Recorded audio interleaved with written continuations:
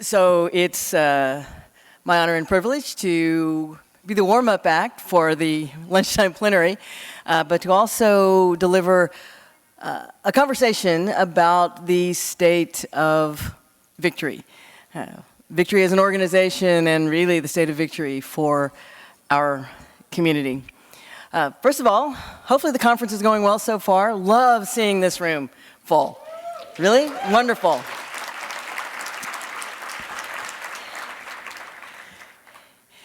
And as I said yesterday, I am really proud to welcome you to the largest annual gathering of LGBTQI elected officials in the world. And there is nothing else like this conference, and we're so happy that you are here.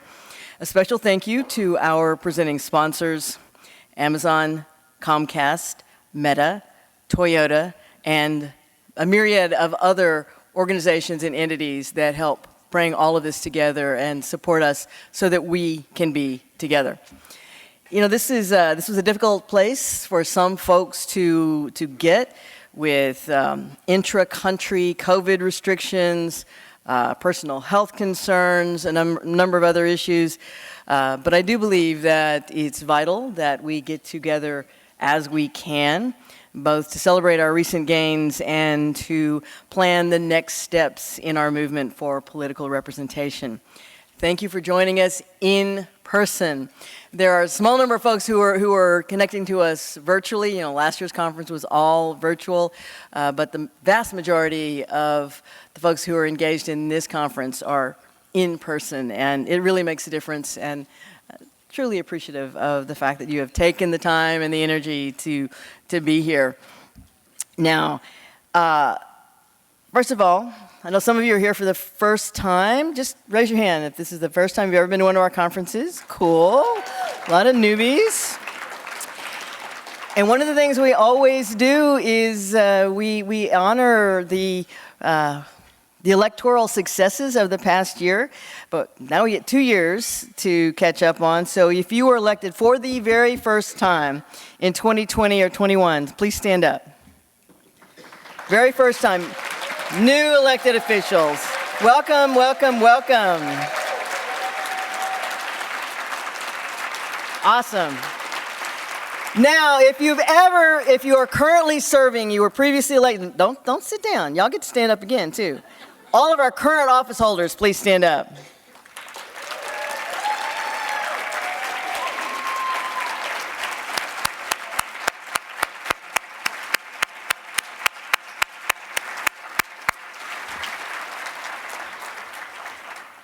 Really wonderful to see you. Thank you for your public service. Thank you for stepping up in a time when America and the world desperately needs us to serve, to be in those legislative bodies making a difference. This year alone, 184 LGBTQ people were elected to public office in the United States, the most of any other off-year election cycle in our history, and dozens more were elected in countries around the world, including Mexico, Peru, Chile, all countries we work in, I might point out, and many other places as well.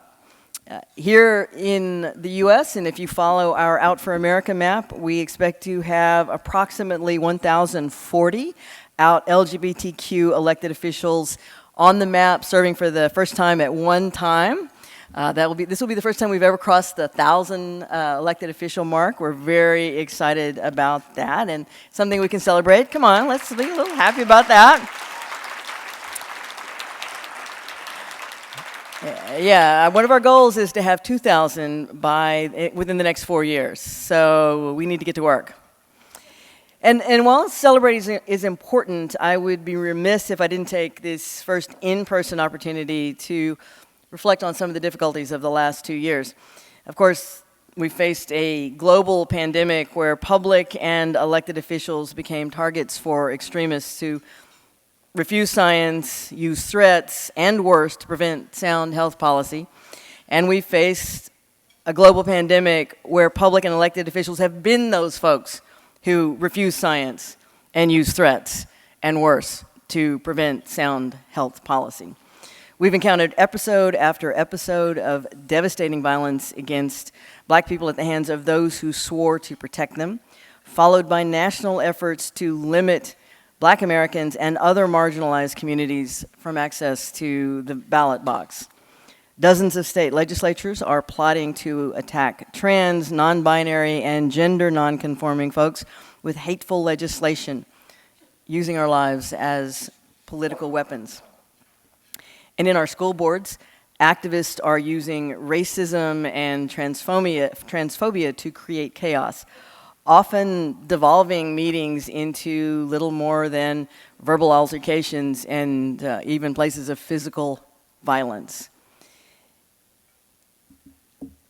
This is not what any of us in here stand for, and we have a unique responsibility to push back. All of this chaos, all of the turmoil that our countries have been going through, this may understandably turn some in our community away from public service, wanting to avoid the blood sport of politics and find other avenues to make social change. And there are other avenues to make social change. But fortunately for our community and our countries, many of you decided to step up and run, to serve and fight. I thank you for that, I salute you for that, and I encourage you to keep finding more who are willing to do it. Because as much as we love and support our NGOs, our community-based organizations, someone has to be in the room hashing out, word for word, the legislation that is actually going to affect our lives. You can push from the outside, but to put it on paper, you have to be in the room where it happens. And we have a responsibility to do that.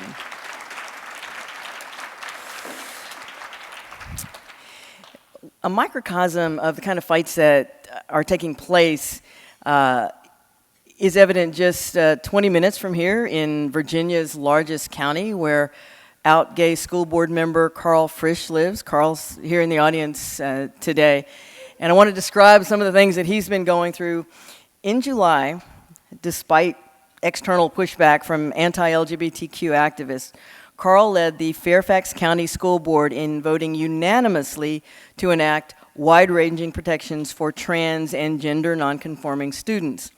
The new policy, so it is possible. The new policy ensures students are allowed to use bathrooms that match their gender identities, to be called by their correct names and pronouns, and to ensure they receive equitable access to school facilities and activities. It even defines consequences for malicious dead naming and misgendering or deliberate outing. Sounds actually fairly reasonable. It shouldn't be such a cutting-edge piece of legislation, but it is. And the fact that it was unanimously passed is important. The impact on trans and gender nonconforming students was life-changing and immediate. And of course, it didn't take long for the antis to activate and mobilize. Soon after the new school year began, they attempted to hijack a board meeting with attacks on the new policy and a push to ban a pair of LGBTQ-themed books from high school libraries, fear-mongering that those books promoted pedophilia and were pornographic. These anti-LGBTQ activists were so disruptive that the school board chair was forced to suspend the meeting in question. In the weeks that followed, Carl, the board's only out member, received more than 1,000 frightful messages, hate mail, and death threats from not just from Virginia, but from around the country. The vitriol lobbed at him was relentless. Attackers called him a pedophile for supporting those LGBTQ inclusive books. They called on him to resign, they labeled him a sexual predator, and much, much worse. Some would not blame him if he decided to take cover, lie low, or even resign for his own safety. But Carl's response was short and firm and publicly recounted, as he said, "Nothing will disrupt our board's commitment to LGBTQIA+ students, families, and staff. Nothing." He steeled his colleagues' resolve and continued and continues to fight on. The abuse, the hate, continues as well, but his colleagues haven't wavered. We have to be in the room. Carl, stand up. Where are you? There you go. Appreciate it.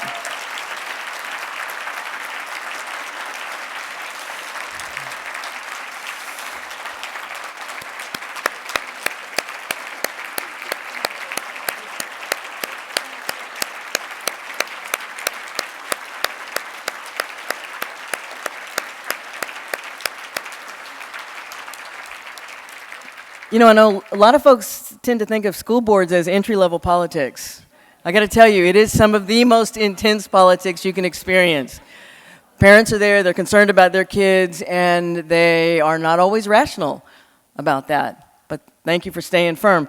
We have to be there because we humanize LGBTQ issues, we influence the debates, we change hearts and minds, and we can be the wall that prevents the bad stuff from happening. The problem is there are just not enough of us yet. I mentioned earlier that nearly 1,040 LGBTQ elected officials will be serving next year. You know, we always give you this number.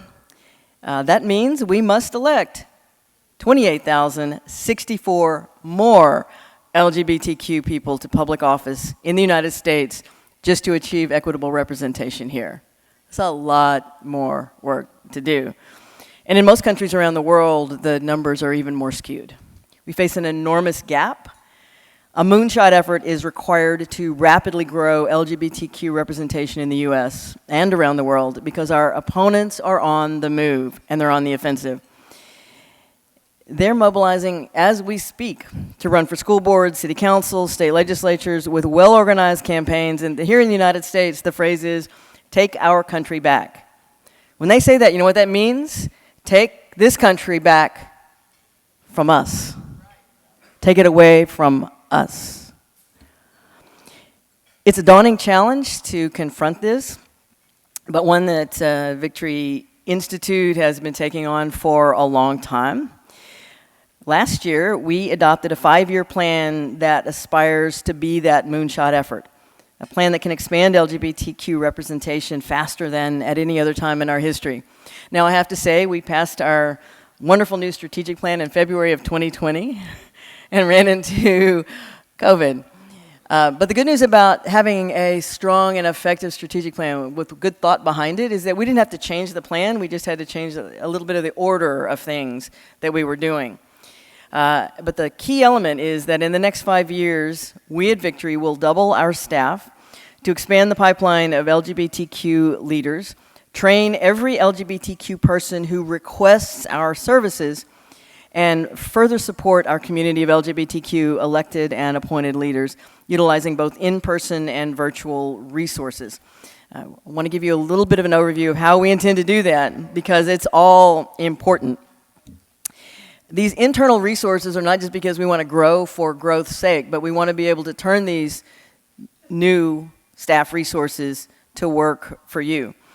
The first is to expand the pipeline of LGBTQ leaders. And in order to do that, we need to grow our existing internship and fellowship programs to bring more young people, people of color, trans, and gender nonconforming people into the political process early, helping them gain experience they need to run.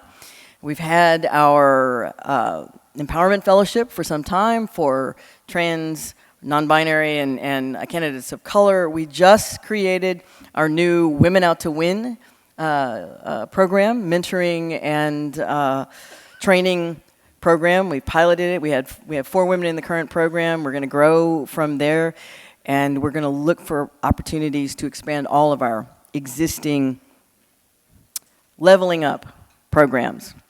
We will work with and encourage state and local groups to identify leaders they believe would make great public servants and recruit them to our leadership and training programs. We already work well in the sandbox. We intend to do more of that and be more aggressive about that. And we will offer new professional development and networking opportunities for those of you already in elected and appointed positions. Some of you have been able to take advantage of our Bonnet Fellowship at Harvard. That's a huge commitment in time and resources for you and for us, but there are more opportunities to do other types of career investments, and we're publicly making the commitment to do that for you. So, expand the pipeline. Second, train every leader. We hope to launch in the very near future a one-of-a-kind virtual academy to provide online candidate and campaign training skills workshops for everyone who seeks an elected or appointed position. There are, 2020, there were more than 1,000 of us who ran. I think Victory somehow engaged with more than 600 of that 1,000. We formally endorsed a little over 400, or formally screened a little over 400, and endorsed close to 400 candidates. That still leaves a large gap of folks who couldn't access our services and we could do nothing for. And we're not the biggest funders. We're not the biggest people who we can't do 400 campaigns or 500 campaigns or 1,000 campaigns. But we can provide a lot of services to help you do better in your campaigns, and those first-time candidates get farther through the process. And that's what we intend to do. And one of the ways we're going to do that is to better utilize virtual resources. We're also going to increase the number of our flagship 4-day intensive candidate and campaign trainings. A lot of the folks who've been up here on stage, and you're going to hear from this the rest of this weekend, have been through our program. And then finally, our global training program will expand and continue. We've made the financial commitment to that. And again, you have seen the results of the work we've been doing, particularly in the Americas for the last few years. And it is paying off. We know it pays off. And we are doubling down on that commitment. And then the third thing I said was we're going to work to build our community, the network of folks in this room, providing more virtual community platforms to allow elected and appointed officials, donors, others to connect with each other for trainings, mentoring relationships, and other assistance. I know many of you, our elected officials in the room, are on the quarterly calls that Mario organizes. Those are for you. If there's a subject you want to hear about, if there's a training you want to be involved in as an elected official, let us know and we will put it together. We're also going to hold more regional and occupation-based convenings like our state legislative session that we had on Wednesday to strengthen relationships among our elected officials. And we, of course, hope to continue to grow this conference. It's an audacious plan for us. It's going to require enormous growth for Victory Institute. It's going to take a major investment of resources, and we're well on the way to making that happen. We know how to get there. We will get there. Need you to work with us. Maybe be a little bit patient, but keep your eyes on the prize. Since we last saw each other at this conference in November 2019, we've had 2 years of historic growth in the number of LGBTQ candidates who ran for office and won all around the globe. The candidates in the United States are more diverse than ever, with an enormous increase in the number of trans women, non-binary, and queer-identified candidates. If you want to know the actual numbers, we do great research that we don't get out enough, and we're going to talk about our research more. But if you go to victoryfund.org or victoryinstitute.org, the research tab, there's different research on the two sides of the house. If you want to know who's been running, who's been winning, what the demographics of our community are, let me just say that it was a pretty damn good year for trans women in last year. We hope to see that more. And to the guys in the room, our women candidates continue to outperform something on the order of 10%. And have for a very long time. So the more women we have running, the more we win. 30% of the U.S. LGBTQ candidates were candidates of color, still short of where we should be, but closer than ever, and much more diverse than the general candidate pool in the United States. Last year we ran in 39 states, winning in red, blue, and purple parts of the country. And slowly, we're making our governments more reflective. Going back to the conversation we just had about Carl Fritsch and the work he did, I can't help but think about what it would have been like to be a student in Fairfax County and to hear those school board meetings and the vitriol and the hate and the horrible things that those attendees were saying about those students. Hearing those messages about themselves. But I have to also imagine the sense of relief, the pride, the glimmer, or perhaps more than a glimmer of hope, to having not just Carl's voice, but every member of that school board saying, enough is enough, we're going to stand with you. That saves lives. I cannot repeat that enough. That saves lives. You are defenders, you are role models, you are the hope for the future of our kids.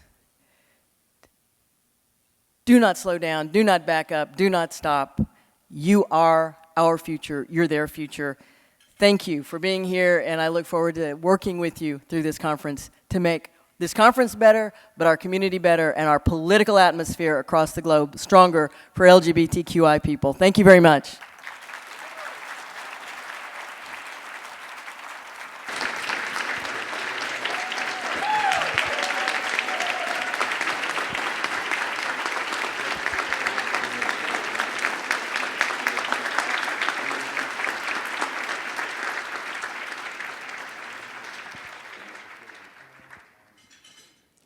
Thank you, Mayor Parker. Please welcome Vice President